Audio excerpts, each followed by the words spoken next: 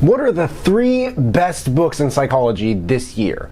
Welcome back to my channel. My name is Sam and I want to make self-growth normal. If you want to make self-growth normal, because I don't want to do it alone, and that's what we're here for on this channel. We want to make self-growth normal. We want to make self-growth something that you literally cannot avoid. It is literally everywhere. You see, feel, hear, taste, touch, smell, all 5 senses, all 6 senses, whatever other senses there are. It's something that you can't avoid. If that's something you'd be interested in, please make sure to smash that like button and hit subscribe if you enjoy this video so you can see a little bit more of the content we've been putting out here. These books, I bet some people are probably going to be like, Sam, I've read these books all like 7 times. Please reread them. Seriously, actually, please reread them. There is a reason that I'm talking about them this year. Next year, they'll probably all be just as relevant. That's how good they are, though. I'll come up with those different lists next century. I'm just kidding. I will come up with another list in due time, though, because they all are actually that good. Number 3 is Influence by Robert Cialdini. I hope this isn't too biased, because this is easily my personal favorite psychology book ever, but it's also number 3 on my list here. I think Persuasion is just a pillar of psychology, and persuasion is still the foundation of this book. This is not to diminish the importance of it, but there is a huge difference between influencing people and manipulating people. And I feel like sometimes people check out books like this and they're like, this is just about how to manipulate people. Like, why are you just telling people how to manipulate people? That's not cool. I spoke about this in my review of The Science of Likability by Patrick King. Maybe I'll mention that at some point later in this video, but influence. Having an effect on the character development or behavior of someone or something, or the effect itself. Okay, so that's what influence is. This is what manipulation means. Control or influence cleverly, unfairly, or unscrupulously. So influence is to get someone to think, act, or develop in a certain way. Manipulate is to do it in a way it's unfair, it's a negative way. It's a deceitful way. And with this book, you have to be careful with it. I'll say that. Almost like you have to be careful with 48 Laws of Power by Robert Greene, because influence is different. It's got a freaky side to it, a freaky, frisky, zingy. Is that a word, zingy? This author just reveals so much that we don't know about ourselves. When he discovered some of these things, he was even surprised at how effective they are at getting people to say yes. And this guy has been in the game for decades and decades. These principles work on people who know what they are.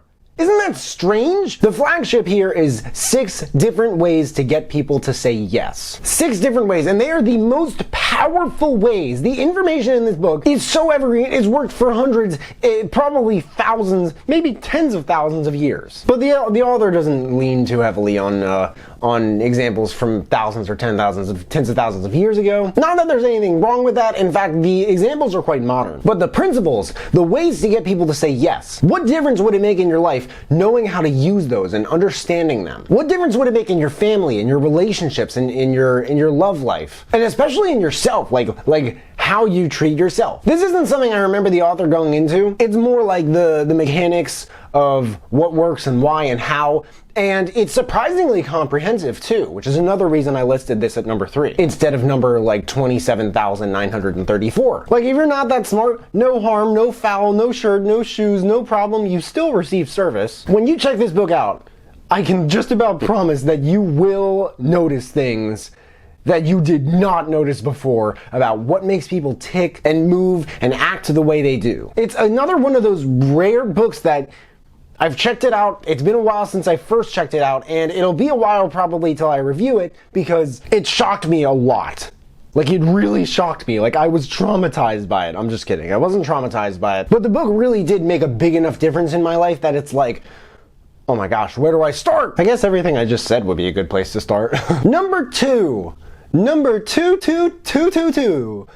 Blink by Malcolm Gladwell. Okay, ladies and gents, if you know my channel, you know my thoughts on Malcolm Gladwell, aside from the fact that it's probably my favorite book by him. Blink is about using your intuition and gut and how we know something without knowing why. Blink is about when you meet someone and you immediately have this bad feeling about them. Blink is about the sense of this person is extremely toxic and I really need to stay away from them. Why, that's an accurate sense that you need to trust. Meanwhile, they have close friends and family members who are sabotaged by them and lied to every single day, and either don't realize it or they do, but maybe they're in denial. And maybe in some cases that's more like what talking to strangers is about, but still. You can walk into someone's house and know more about them in a couple seconds of looking at their stuff than you can in 30 minutes talking to their face. It's almost as if in the blink of an eye, you're doing so much more than just thinking, and a lot of information is already assimilated before you realize it. Because the fact of the matter is, our subconscious minds are so much quicker at making decisions, snap judgments,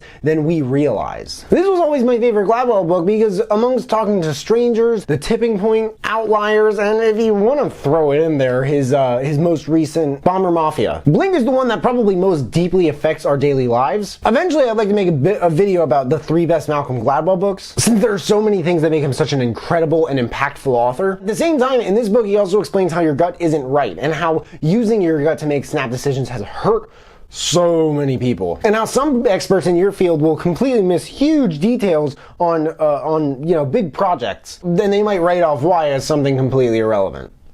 Like what? If you've ever been right and your gut tells you, bro, don't listen to what anyone else has to say, you are not tripping. When what anyone else has to say contradicts it despite years and years and years of experience, it's concepts in Blink like thin slicing or snap judgments that probably best explain this. So he also talks about experiences deeply ingrained in our subconscious, where those can threaten our intuitive ability, and what we can do about it. In a subtle way, as you can imagine, this is all a little bit humbling. And it's very valuable because primarily what we don't know, we don't know. We don't know what we don't know. I don't know what I don't know. You don't know what you don't know. And it's worth considering where and how and why that traps us. I believe intuition is something that can be self-taught. It is not something that you just wish for. This isn't Fairly Odd Parents. It's not something that you just wish for and poof, it's there. Oh look, I'm a very intuitive person now. To my understanding, that's not how it works, but I don't know what I don't know, so maybe it is how it works. Number 1 is Thinking Fast and Slow by Dan Kahneman. This is probably the most well-known psychology book ever. In the world, ever, forever. You will hear about it in so many other books and interviews with entrepreneurs and other authors. The most groundbreaking takeaway from this book for so many people is probably the first few chapters about the 2 thinking systems, System 1 and 2. System 1 is where you think in the moment, and System 2 is where you think outside of the moment. This is the only one of these 3 books that I've actually reviewed. In my review, I said it was like the difference between the experiencing self and the experienced self, if that makes sense. Before Thinking Fast and Slow, no one was talking about this, but it can be applied to so many different slow down, Sam. So many different situations. So many different moments in your life. Yours. He also talks about heuristics, which is a word that at first I had trouble wrapping my head around, but I swear it's much more basic and mundane and normal than it sounds. Heuristics, biases, the psychology of investing. Why do we make the decisions that we make about investments? Why do people just, they buy stuff and then they sell it a day later? It's like, bro, like let it grow, right? Like release your inner Warren Buffett. Feel the power within. The power within. Yeah! I swear, I do not know that much about investing at all, but it definitely has more to do with mindset and psychology than most of us are probably convinced. What I would recommend with this book is checking out the whole thing, because in my opinion, the rest of the book, beyond the first few chapters about the 2 thinking systems, is a little underrated. Honorable mention to the very, very absurd Black Swan by Nassim Taleb.